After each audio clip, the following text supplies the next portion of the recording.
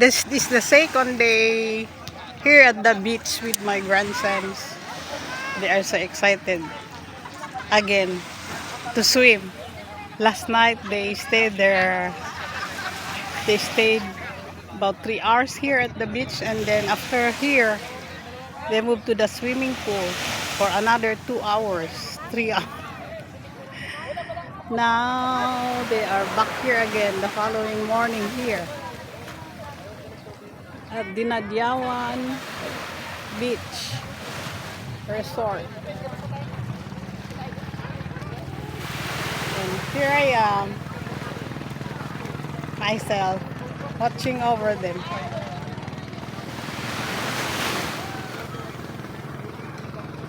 There they are. And here I am.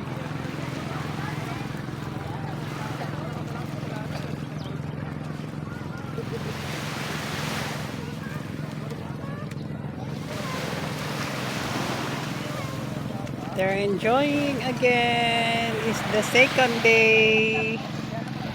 Because by 10 o'clock it's still 7:30 this morning, and then after a few hours, maybe 10 a.m. we will be moving to another resort in Baler Aurora. It's 1 hour ride from here. It's 1 hour ride from here. So we are moving to another beach. We want to take the time because we are already here, close to the other one. That's Baler. So my grandchildren are really taking time to enjoy the beach. Then here are the volleyball players. They have been competing yesterday in the afternoon. I was not able to get all the volleyball players. They came from other provinces here in the Philippines. They came from Tuguegarao province, Tuguegarao city, and they all came here to compete the volleyball league games. But I was not able to get the video of them. So now we are letting my grandsons enjoy this morning before we go to the next beach. 1 hour from here, 1 hour ride from here. It's so fun here in the Philippines. I enjoy at my age, 69 years old. I will enjoy more. Life is beautiful. At my age, 69 years old, I must also enjoy before time comes to return, to go back to our Creator.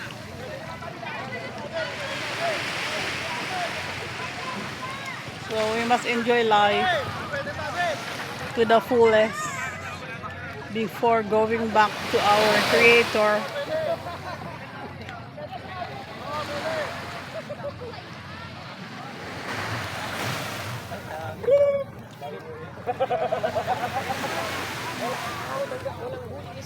Walang mahuli, walang ahon, wala nahuli isda.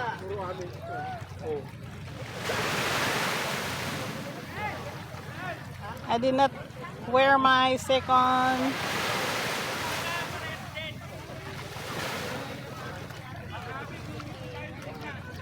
swimsuit because I'm lazy to go back and change. So this is my pajama last night. I'm lazy to go back to our room to change for my beach wear. Maybe some other times again. This is Philippines.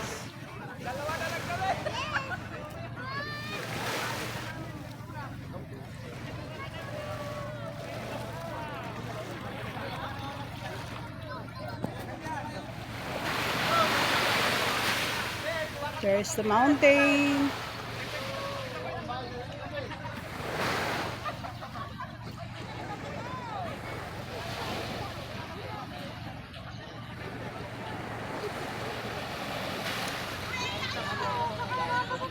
Since yesterday, this beach is so full. All the buildings here were full with people. So many came because it's the vacation time of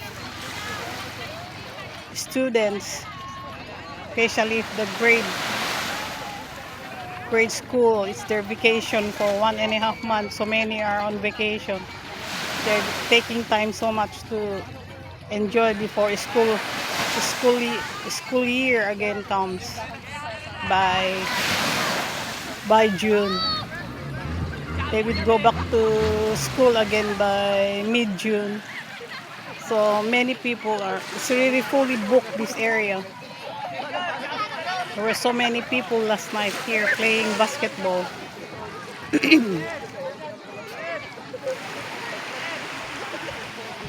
Some are still sleeping because it's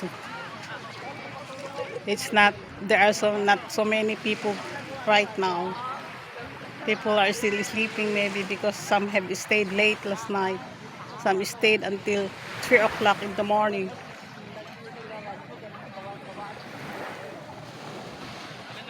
They've been singing and drinking and spending most of their time together, bonding.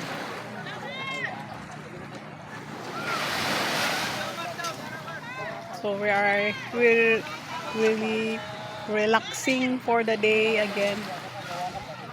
Still early to go to the other side of this province. It's still 7:30, almost 8 in the morning.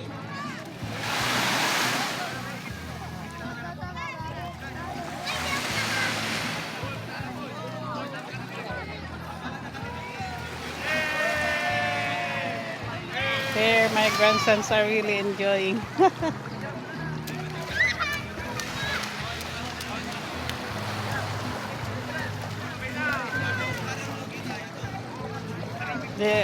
My grandsons are playing with their first cousins.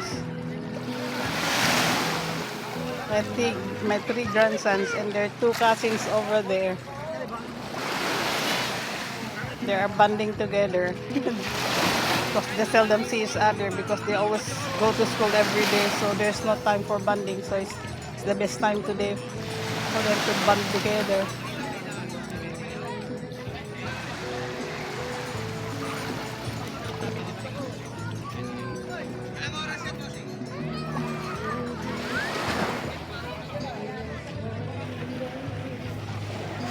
See you again the next video, guys. Either is Baby Summer, one of the niece of my son-in-law. Hello. There's the other first cousins of my grandsons. They're joining now all together. There is Baby Summer. She's so cute.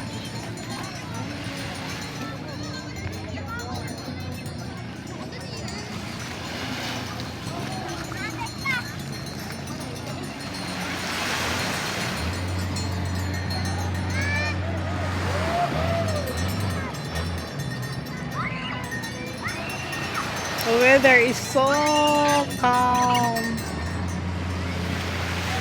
It's really cooperating with us. But last week there was a strong rain.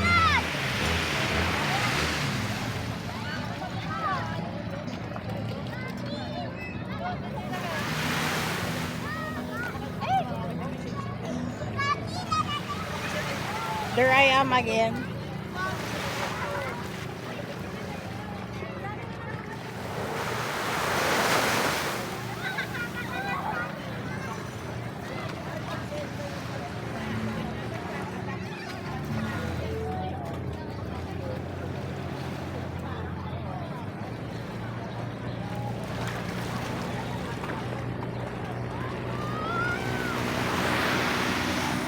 See you on the next video, guys.